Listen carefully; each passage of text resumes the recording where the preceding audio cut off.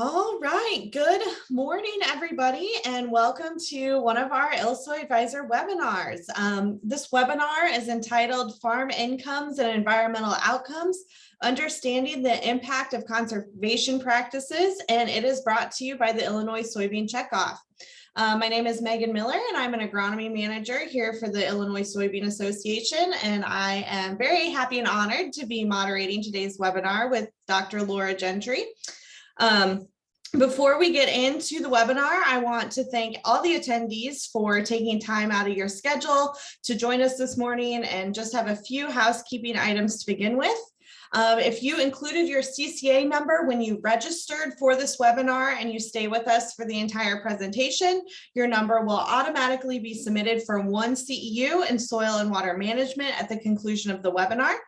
If you are joining us after the live recording and listening to this later, you will need to go to the Certified Crop Advisor website, log into your account, and self-report for the credit. You will be able to ask questions during the webinar by using the tools panel at the bottom of your screen. There is a question and answer box. If you can place your questions in there, we'll either answer them in the chat or we'll have Dr. Gentry answer them live at the end of the presentation. And without further delay, I'd like to introduce today's presenter. Laura Gentry received her Ph.D. in soil science from North Carolina State University in 2005, go Pack, and has served as a director of water quality research for the Illinois Corn Growers Association and the Illinois Corn Marketing Board since 2014. She also maintains an adjunct faculty position in the Department of Natural Resources and Environmental Sciences at the University of Illinois at Urbana-Champaign. Her current research focuses on nutrient management and related water quality and soil health issues in tile drain corn and soybean production environments. In 2015, Laura established a farmer service program through Illinois Corn called the Precision Conservation Management Program. And this program assists farmers with adopting conservation practices in a way that minimizes financial and management risks to the farming operation. Using aggregated anonymized PCM data, Dr. Gentry analyzes financial and environmental impacts on conservation practice adoption. This will be the data from this most recent farming year, and we're excited to hear what's been going on in PCM. So Laura, take it away. All righty, thanks so much, Megan. Thanks a lot. And the presentation that we're giving, or I'm giving right now, is one that is all of the aggregated data, and of course anonymized always, the aggregated data from 2015 until the end of 2021. So this is the most recent data set that we are presenting to you. It's largely high level, so it's not any of the more granular information. We do like to produce that information and present it to everyone for the benefit of farmers and other conservation enthusiasts around the country. And we often use the FarmDoc website. That's the website that we most often use, is the University of Illinois Extension's website. And as you can see on my slide here, we work really closely with the University of Illinois Extension FarmDoc team. Their economist, Dr. Gary Schnicke, has worked with the PCM program from its very beginning and put in place much of the foundations for how we look at our financial outcomes from our different conservation practices. So can't say enough about all the help that the University of Illinois Ag Economics team has helped us with. And Sarah Sellers is also a really important part of the research team here at Precision Conservation Management data management team. Sarah is Dr. Schnicke's PhD candidate student right now, and she's been working on this data set for a couple of years now. And then to the other side of me on the slide is Greg Goodwin, and Greg is the director of the PCM program. He oversees all of our day-to-day work, our partner relationships, and just really instrumental in the PCM program. And my work with PCM now is really focused on the data. So I work with our IT team, Heartland Science and Technology Group, who oversees the portal that we use, and work with closely with that team to be sure everything's working with our data collection, data security. Then I also work closely with the Ag Econ team there, and the way that we visualize our different types of farm data that we like to share out with people. And our goal is always just to provide unbiased, very objective analysis of how conservation practices are impacting the farmers in our program. And have to start out by saying thank you to all the farmers that participate in the Precision Conservation Management Program. They are aware, of course, that their data is being added into this larger data set, and they allow us to share it with folks like you today to help all of us make better conservation decisions on our farms. We don't want to see any farmers in Illinois or anywhere in the US become so green that they put themselves out of business. That's just a very bad business model and never the goal of Illinois soybean or Illinois corn, which are the two commodity associations that lead the Precision Conservation Management Program. So with that, I'll just say that one of the leading goals of PCM is to position our farmers to benefit from the conservation outcomes that they make possible.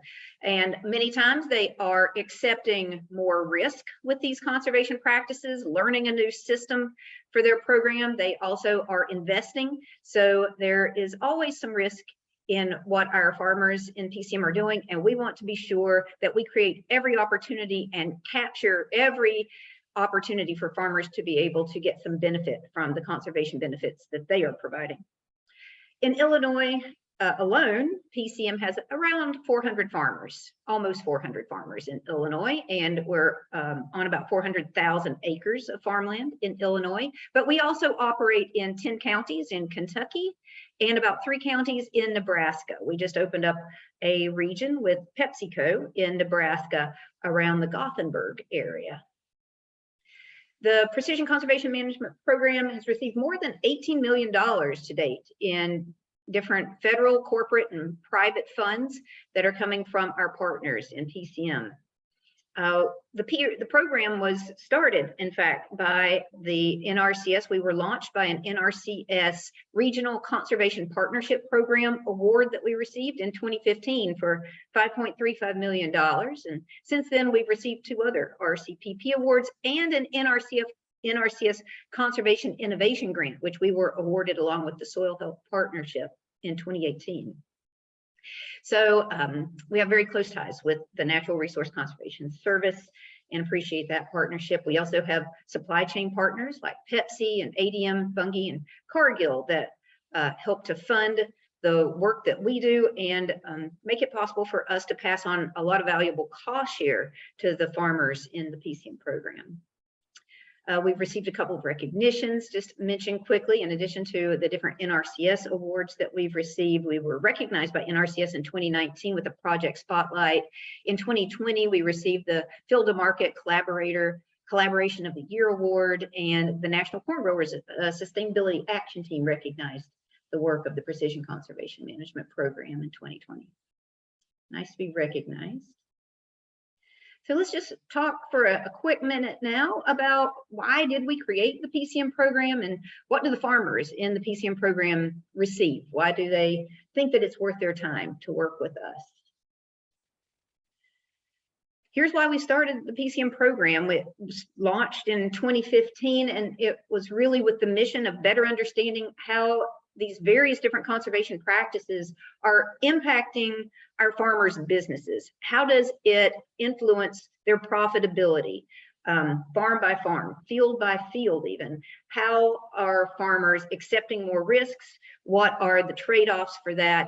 We felt like there was a real dearth of understanding in that area. There was a lot of good information coming out from the different land grants across the country about the good environmental benefits of these conservation practices, but there just wasn't that much information to help farmers make the decision about whether it was a good business decision for them. And that was really why we started the Precision Conservation Management Program. We started the program initially with a focus on water quality. That was, as you'll see in the next slide, why we started PCM. We wanted to be able to address water quality concerns. We want to prevent further regulation of farms in Illinois and across the Midwest. We believe that Illinois farmers are capable of meeting the goals of the Illinois Nutrient Loss Reduction Strategy and other water quality, soil health, and climate goals. We think that farmers can do it without regulation, but what that requires is that each one of us find where we can engage and do it. That's what it takes.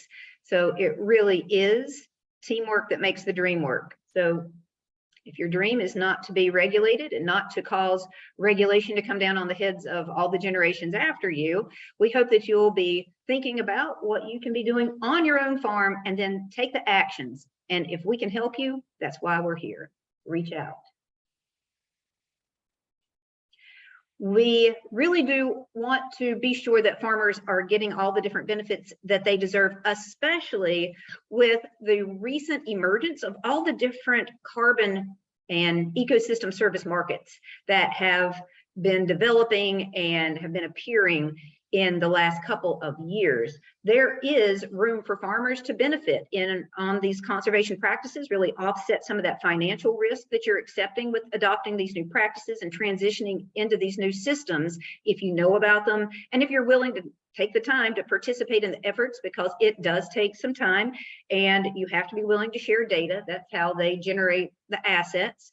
And that is something also that precision conservation management can help farmers with. When we collect data in our portal, it is secured. It goes nowhere without your permission. We're very specific about how we release information other than in an aggregated form. But if you wish, as a PCM farmer, to participate in one of these ecosystem service markets, we can help you to share some of that data with those markets that you wish to participate in, so that there is some of we can reduce the data sharing time that's required, so that you only have to put the data in once, hopefully. And we also know that there are a lot of people now that are getting in the middle of these ecosystem service markets. And we are trying to be sure that farmers are getting the lion's share of the benefit, since you are the ones that are accepting the risk and doing the actual work to generate these assets. So we want to be sure that farmers are the primary benefactors of these ecosystem service markets and other types of conservation efforts. So what is it that farmers individually get out of being part of the PCM program, of enrolling in PCM? Well, first of all, every farmer in the PCM program has their own PCM specialist. So we're broken up into regions, as you'll see here in just a few minutes. Every region is assigned a specialist, and the specialist works with the farmers in each one of those regions and helps you to better understand and assess your current environmental and financial standing. And it gives you, within PCM, we give you these meaningful comparisons, so you can see how, field by field, your agronomic management practices compare to farmers who are using similar agronomic management practices in terms of, say, tillage or nitrogen management, but it'll also allow you to see how you're faring compared to farmers who are using more conservation-focused practices. So our specialists help you with that. And of course, a big part of that is the data collection. We have a world-class data collection platform that we've developed from the ground up with our IT partner, Heartland Science and Technology Group. It is secured and it collects data the way farmers think about data. One of the most valuable deliverables that we provide to our farmers in the PCM program every year is a report. Our specialists come out to your home, to your farm, to your office, and deliver it to you in February and March. And it is created just for the PCM farmers, unique and field by field, just for them. It includes their economic cost tables so that they can see what the actual cost of all the different operations on their farms are. It gives environmental assessments, so you can see how you're doing in terms of your greenhouse gases, your energy use, your water quality and soil conservation, your biodiversity scores and carbon assessments are all right there. And for those assessments, we rely on our two partners, Field to Market, to develop a field print calculator that you can use to see how you're doing and compare yourself to other farmers. It also provides greenhouse gas estimates, and we provide those also through a tool called the Cool Farm tool, and we'll be looking at some of that data in just a minute. And as I've already mentioned, those local practice comparisons. You can see how farmers in your region are doing when they're using similar practices or a little different practices. And those meaningful comparisons help a lot of farmers to have the confidence that the changes that they're considering making are good business decisions for them. Everyone's time is valuable. It's one of our most valuable resources. We should protect it. And when you are willing to sit down and share your time and your data with us in the PCM program, we pay you. For the first 2 years, when we know we're developing our relationship, we're finding out more about what's important to you, and we're building up that database of information that we can share back with you, we're happy to provide money in the form of a participation payment. In the first year, we'll ask for 2 years of data. So if we're signing you up right now, we would collect the 2021 year and 2022. And for that, we at the time when we deliver your RAP report in February, we would give you a $500 check. And in year 2, with the 3rd year of data that we collect from you, we'll give you a check for $250. So in total, there's a $750 participation payment for working with the Precision Conservation Management Program. Our partners also allow us to be able to offer a lot of really exclusive program cost share for cover crops, for nitrogen management, nitrogen reduction if you're in one of the higher nitrogen application rate ranges, reduced tillage. We have a lot of different program offers to provide to our farmers, and our specialists share that with you and help you to learn which ones are right for you. And then we have a lot of great networking and education opportunities for the farmers in the program. Every specialist puts on quarterly events. It might be a coffee shop meeting or a series of coffee shop meetings, or maybe it is something more formal, like a conference where we sit down and actually bring in speakers and have more of a PowerPoint kind of platform that we share with you. We almost always have really good food at our meetings too. So I mentioned already the Illinois Nutrient Loss Reduction Strategy that was released in 2015. And that is really what started our interest in finding ways for farmers to start addressing their nutrient loss problems. We saw this as something that was very likely to result in regulations on Midwest farmers if we don't start doing something.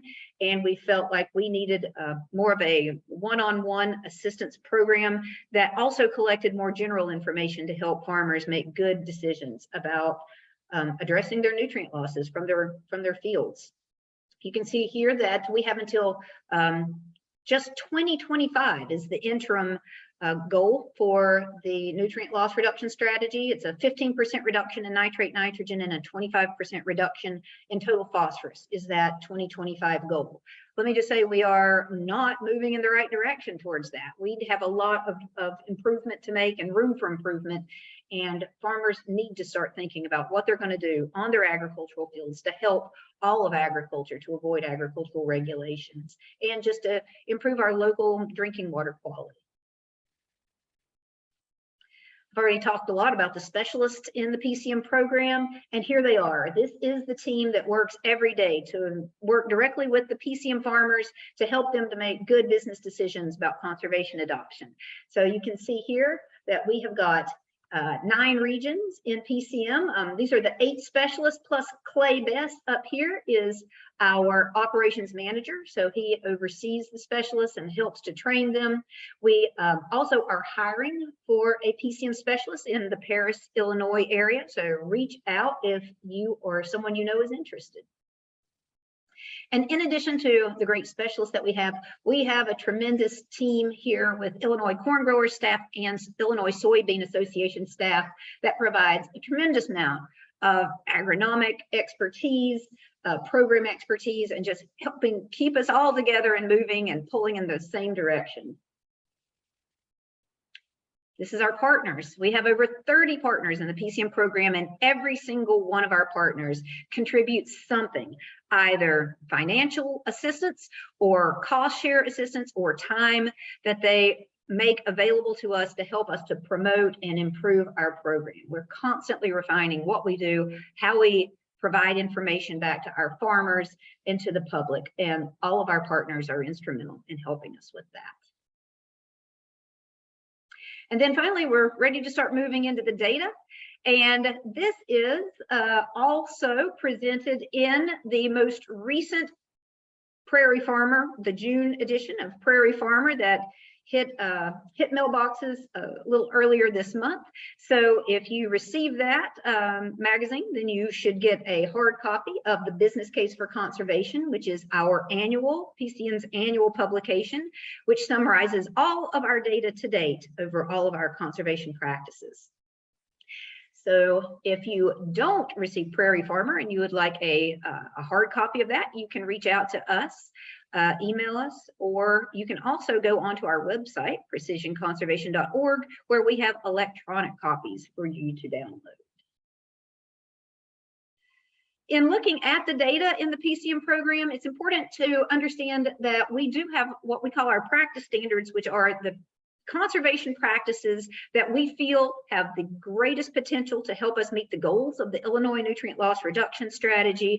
And we feel like they just have the greatest return on investment for most of the farmers in the Precision Conservation Management Program and across the Midwest, really. And our three practice standards are cover crops for corn, nitrogen management, and tillage. And within each one of these practice standards, we have anywhere from 3 to 7 different classes. And so every program within the PCM, our farmers fit into one of the different classes for cover crops, for nitrogen management for corn, and for tillage, as you'll see here in just a moment.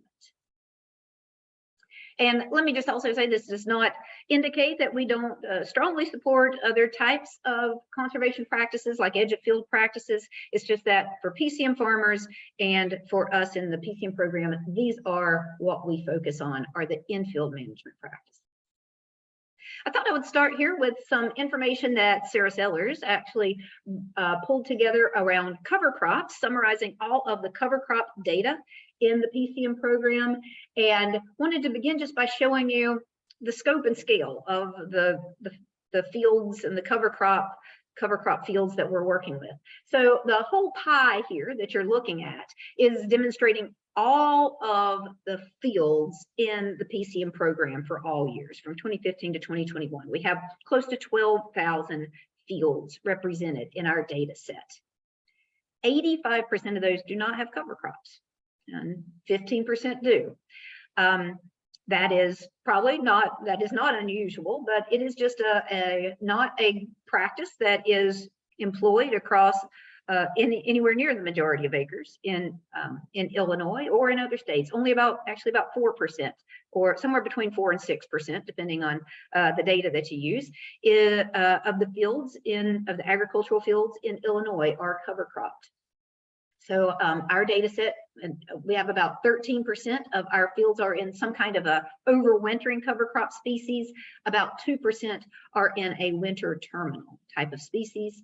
If you're wondering about how that breaks out crop-wise, 62% of all of the cover crops grown in the PCM database, in our PCM database, are being grown ahead of soybean, and 38% are being grown ahead of corn. So again, not surprising. It's just easier to manage a cover crop ahead of soybean. Most of us have found it's a lot tougher to be able to manage a cover crop ahead of corn. And that's something that we're still really working to refine and to be able to make better recommendations to the farmers who are interested in growing cover crops ahead of corn in our program. So another thing that we want to do within the PCM program is just looking at demographics. When a farmer is growing cover crops in PCM, what other types of practices are they also using? And as Sarah Sellers said earlier or last week, she was giving a webinar, and she says that she describes the cover crop farmers in PCM as really our conservation all-stars, because they are using a lot of other great conservation-minded practices. And what we found when we looked just at that subset of farmers who are using cover crops 91% of them are using some kind of reduced tillage strategy. So it's either no-till, strip-till, or a one-pass light tillage system that those farmers are using, regardless of whether it's corn or soybean.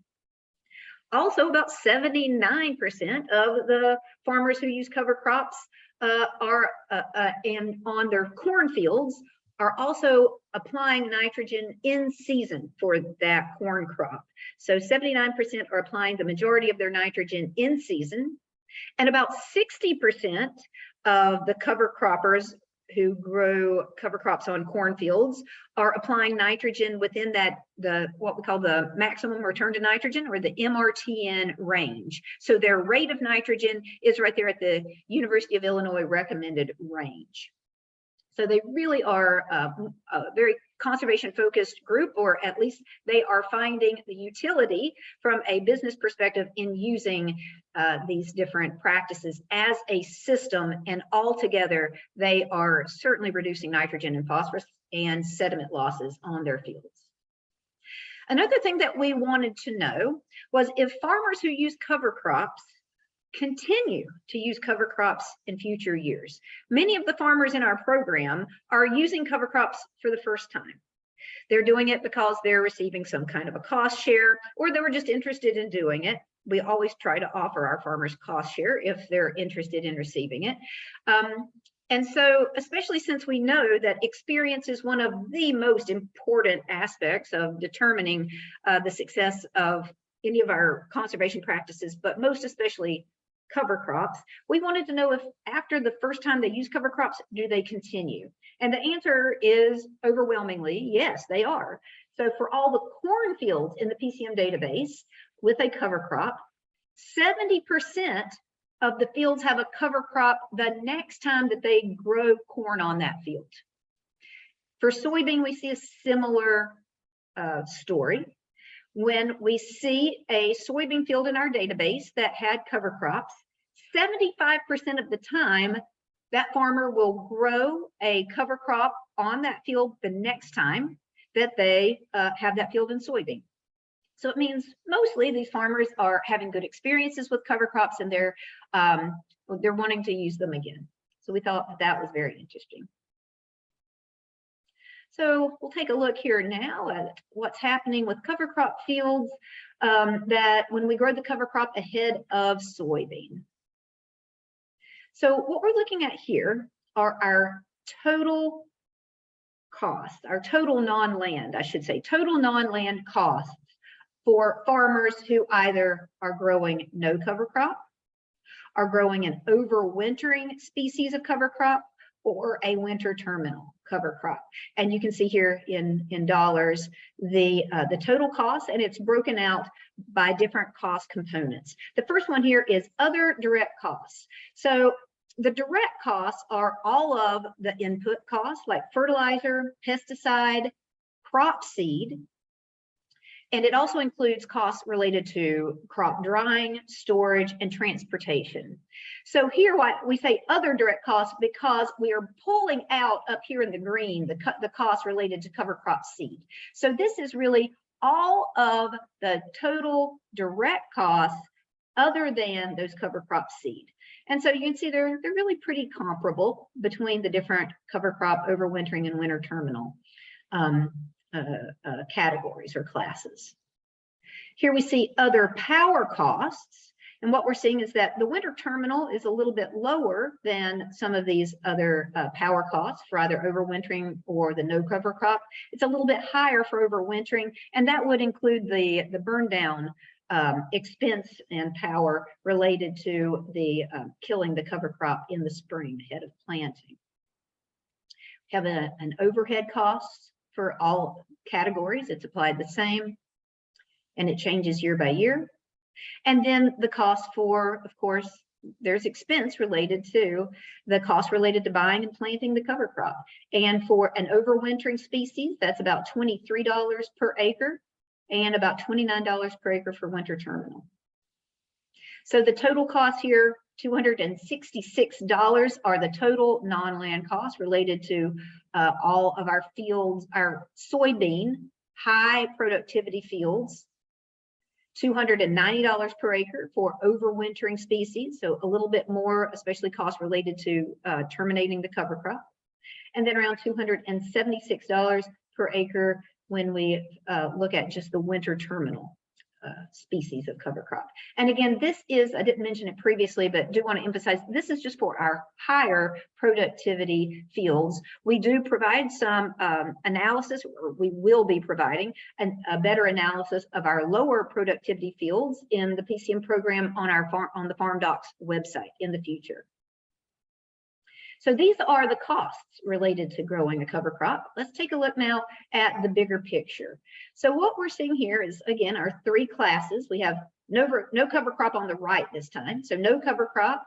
In the middle is our winter terminal species ahead of soybean, or an overwintering species ahead of soybean. Here you can see the number of fields in each one of these classes. Here we see that our yield per acre is a little lower. It's about 2 bushels per acre lower for either of our cover crop classes relative to the no cover crop class. And that 2 bushels per acre is very, very important in terms of the total profitability for these for cover crops. So also very important to mention to you that these total gross revenue and the operator and land return values do not reflect any cost share that farmers in the PCM program are getting as a result of any kind of a carbon market or ecosystem market or a cost share opportunity.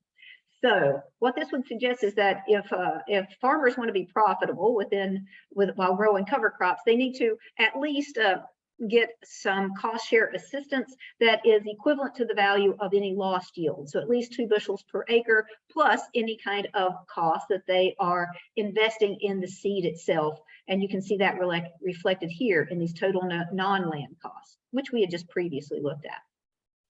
Then this last row here is demonstrating the net profitability, the operator and land return, and it's essentially just gross revenue minus total non-land cost.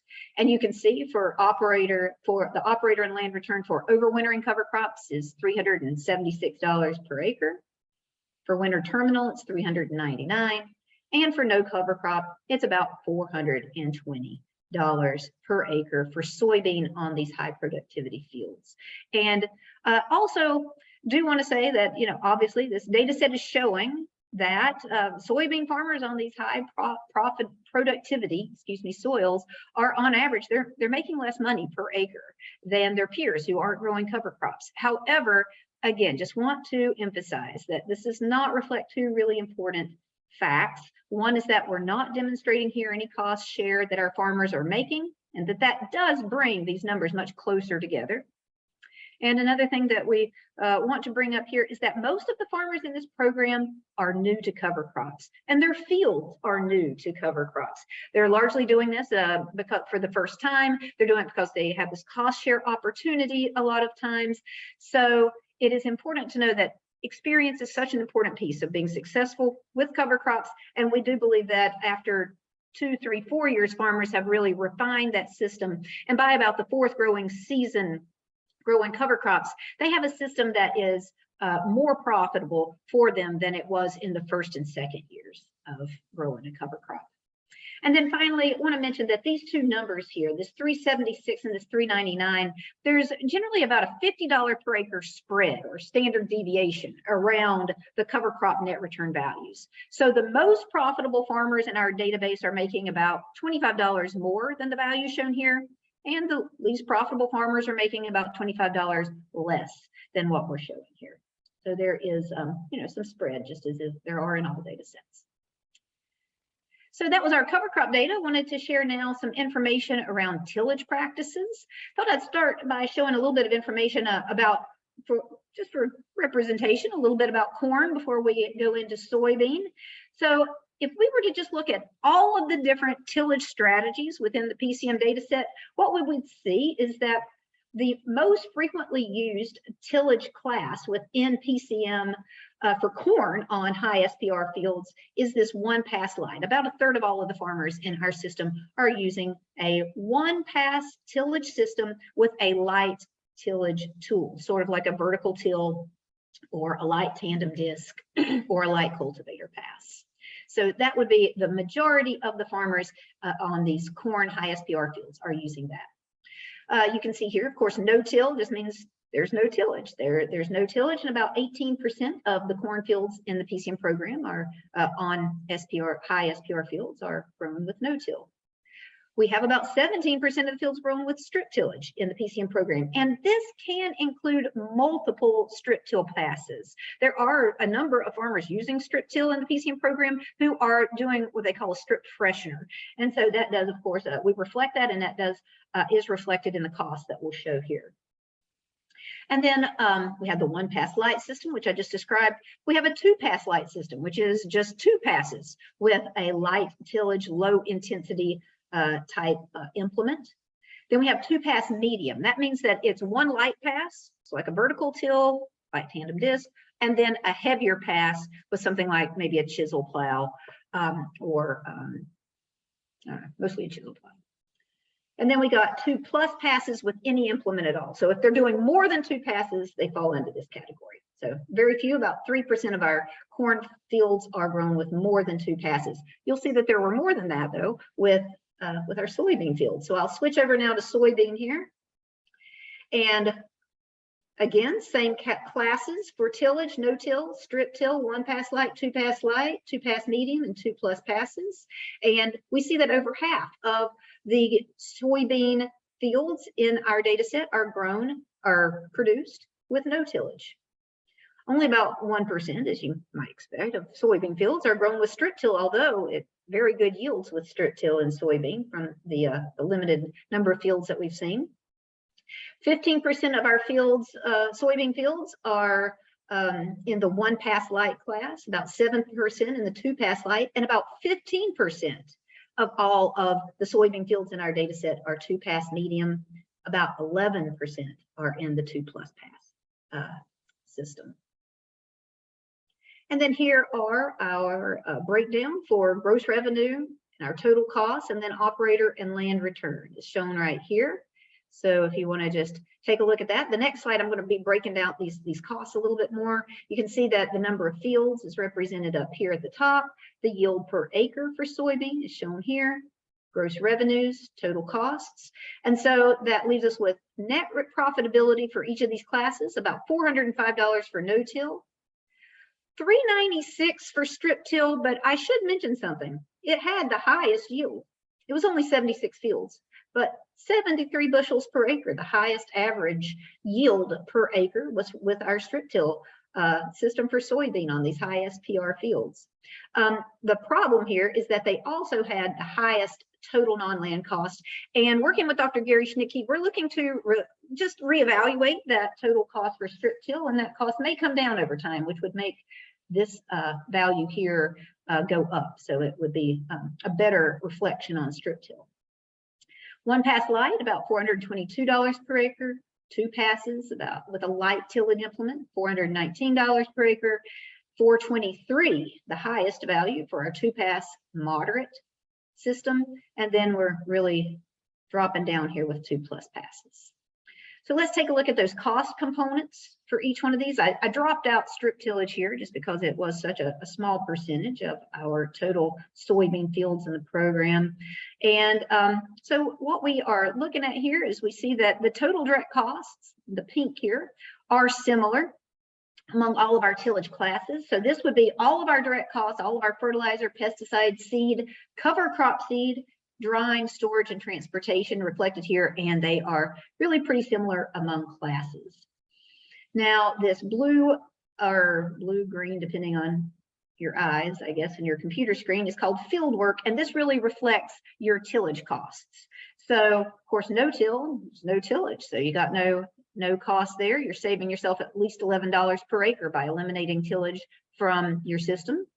1-pass light is about $11 per acre.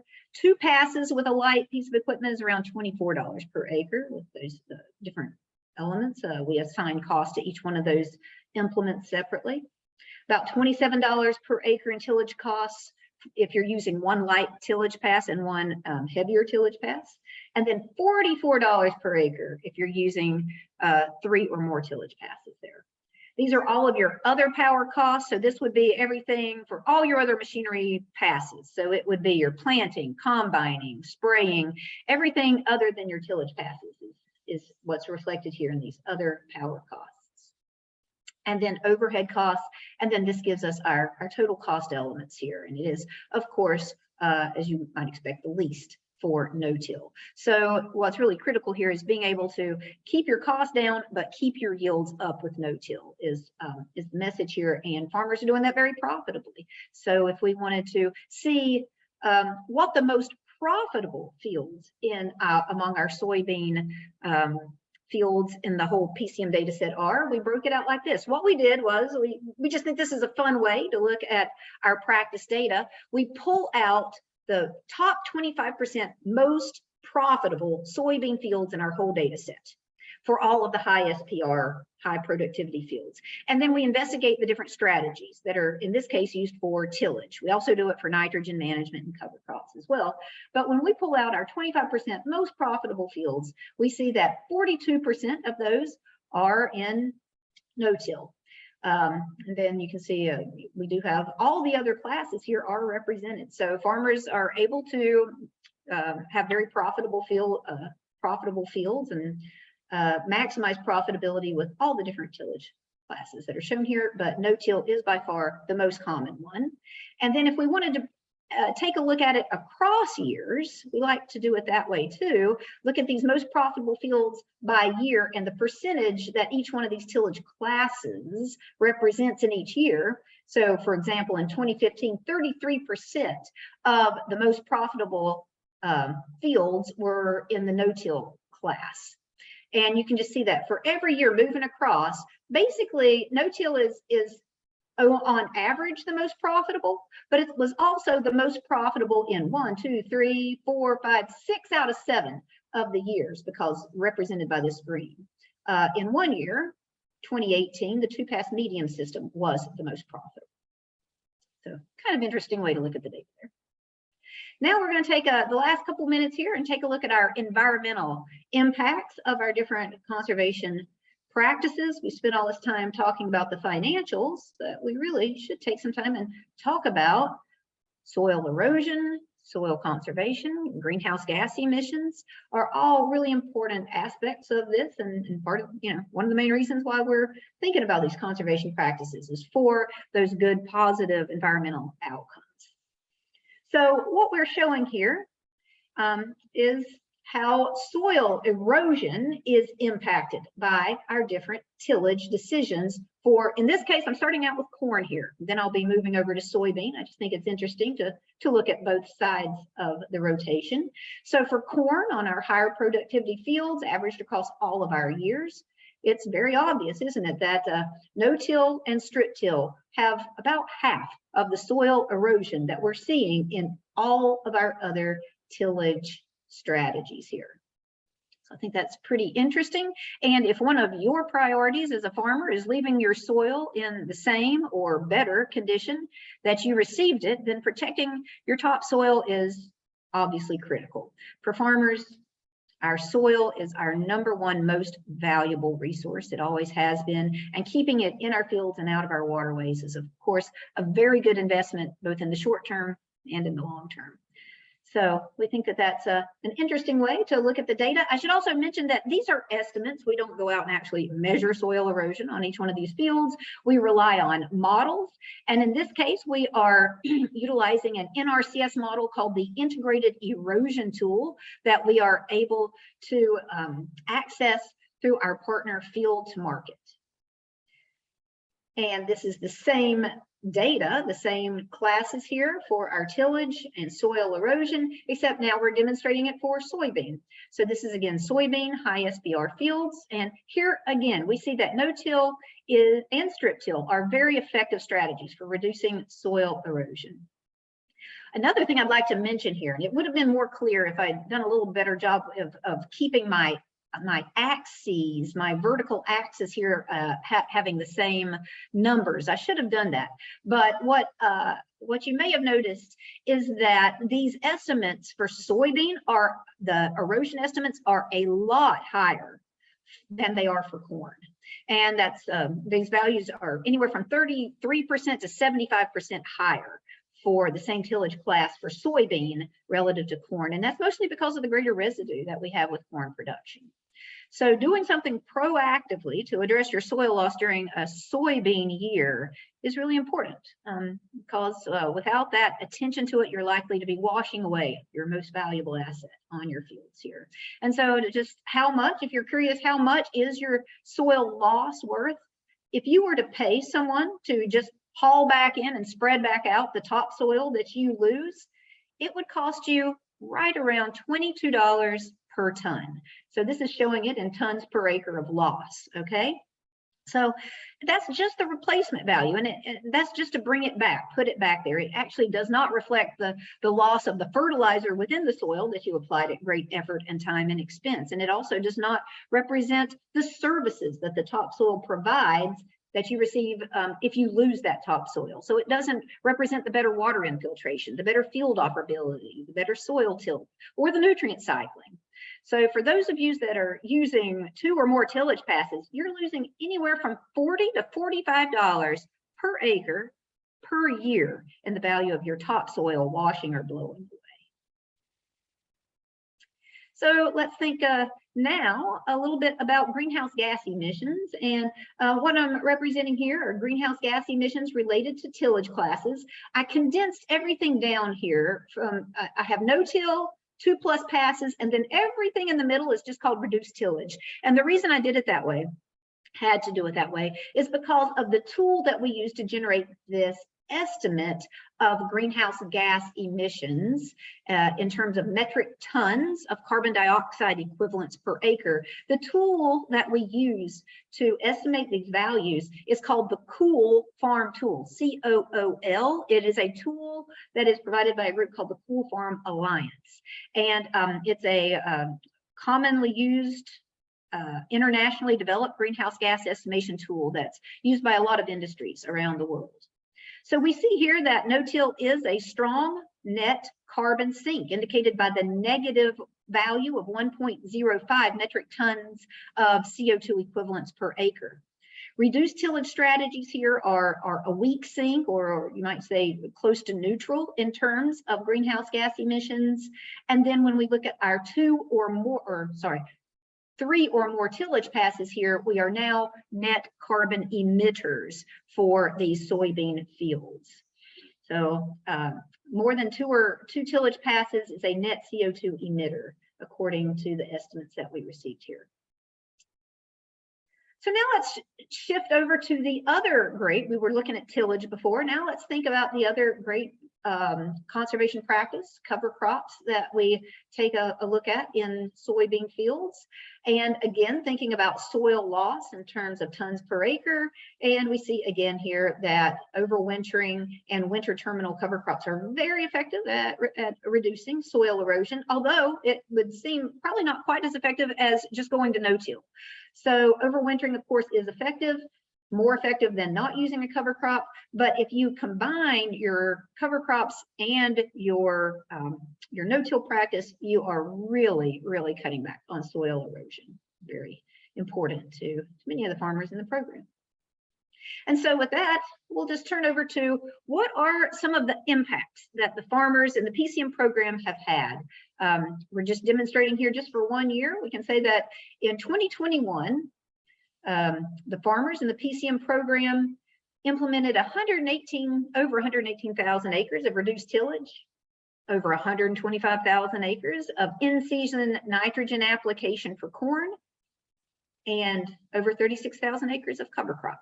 So pretty impressive. If you want to think about that in terms of the impacts on water quality and soil loss, the farmers in 2021 in the PCM program reduced the emissions of nitrate nitrogen by almost 600,000 pounds.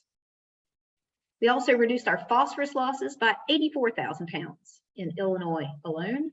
And as a result of the conservation decisions of the PCM farmers, we reduced sediment losses by close to 125,000 tons in the PCM program. So really impressive impacts from the program. And with that, I am ready to wrap up my formal presentation, and I'm really happy to take some questions if there are any, or clarifications from any of you.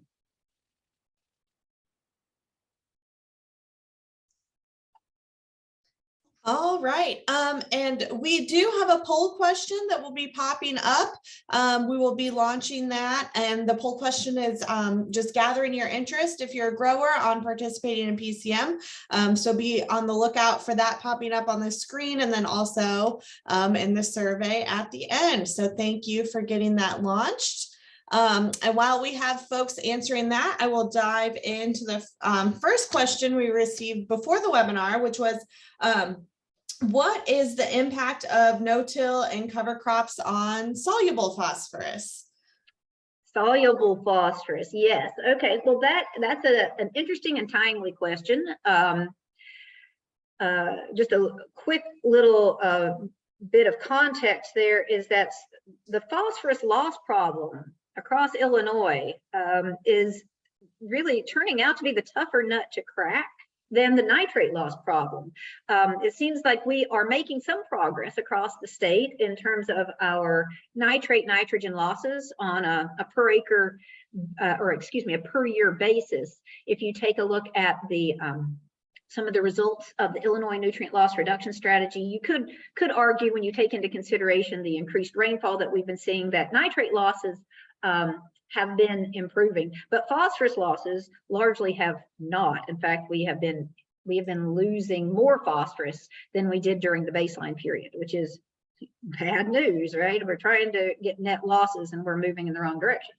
So that question about soluble phosphorus is timely because, first of all, phosphorus is just a very important issue, but second of all, because those particular practices that were asked about, there has been some research to demonstrate that those may be resulting in higher dissolved phosphorus losses as a direct result of the increased water infiltration that we're seeing from no-till and cover crop fields. The water, I mean, it's a good overall outcome. Better water infiltration means better field operability, better crop growth, a lot of things.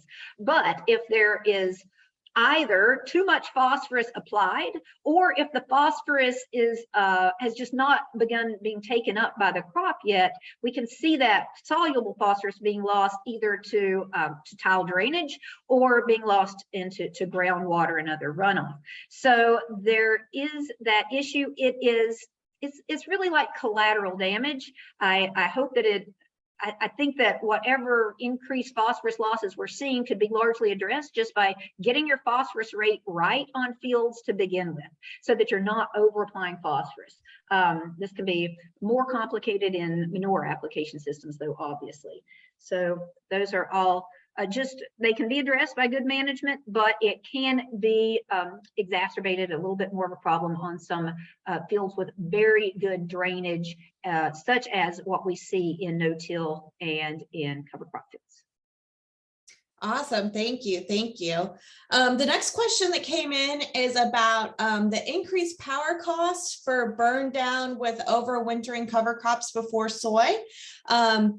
You know, soybeans typically receive some sort of burn down application herbicide wise anyway before planting. Can you talk about why there is the increased, why that's even a greater cost with the cover crop on the ground compared to just a typical spring burn down power cost? Sure. I wish I could access like a little more granular data than what I have available to me right now to answer that more fully, so that I wish that I could look and see, that is a perception that we have an additional burn down. Many people, it does appear that we have those higher power costs following the overwintering cover crop, and we attributed it to the additional burn down because of that perception that there is. But it's true that some farmers are not actually doing an additional burn down. They were going to do that burn down anyway. And so on those fields, for those farmers and their operating system, they should have the same power cost. So if for farmers who are already doing a spring burn down, and they could be killing their cover crop at the same time, they would not be penalized with that additional power cost. Awesome, awesome. And that kind of leads us to the next question. So in the PCM booklet, this another question that came in from the audience. In the PCM booklet itself, it kind of shows ranges for operator and land return for overwintering and winter terminal. And so can you talk a little bit about how those ranges are calculated? And, you know, in some of the instances for soybeans specifically, it looked like, you know, the high end of that range could potentially be more profitable than no cover crop. And so are we just seeing some of the differences, similar difference with the data as the previous question there? So yes, a lot of what we're seeing is it's noise in the data, or it's that we're averaging over this large number of farmers, and there certainly some farmers have refined their system to the point where they're doing it more profitably. And that range that you see there, I kind of alluded to that when I was first talking about that $50 per acre standard deviation or range around those numbers. It is because when we calculate our cover crop costs, we don't do it based on receipts in PCM. We assign a cost, and we use it with the assistance of data from the Farm Business Farm Management Association and just the expert information that we are able to access through Dr. Schnittke and other ag economists here at the University of Illinois. But we can only assign one value to cover crops for the seed costs, one value to cover crops for the planting costs. So there are farmers who are doing it, well, just basically smarter. They're either they're applying maybe a little lower on the rate side, or they are choosing a species that is less expensive, or they're saving money on the planting side. Like they are applying, this is a really smart way, they have no planting costs at all if they're putting their cover crop seed in with, say, their potash application.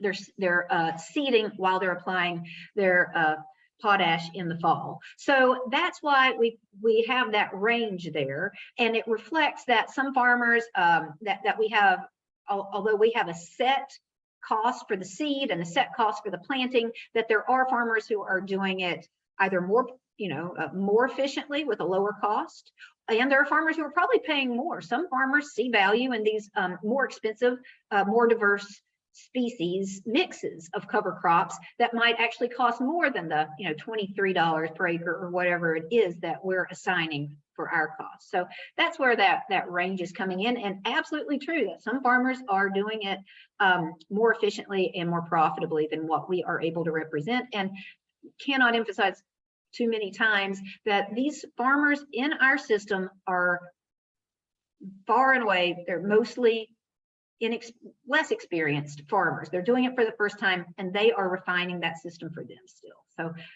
only expecting this data set to get better with time.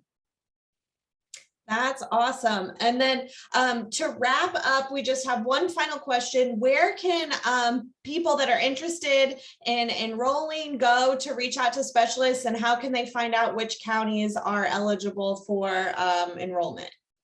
Great question. So if you'll go to the precisionconservation.org website, we can help you out with that there. There is a place where you can request information. There is actually an enrollment tab up at the top that you can go to.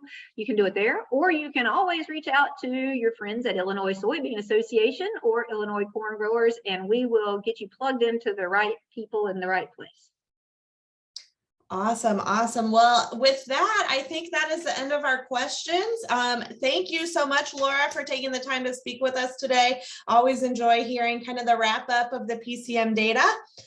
So this concludes the webinar on farm incomes and environmental outcomes, understanding the impact of your conservation practices. Please take a few minutes after the webinar to answer our post-event survey, and you will be able to view the recording of this presentation at ILSoyAdvisor.com. Again, if you are interested in enrolling in PCM, there should be a question about that on the survey, and we'll make sure your email address and contact information gets over to the right people to follow up with you. Thank you to the audience for attending today, and we hope you have a good rest of your summer. Thank you.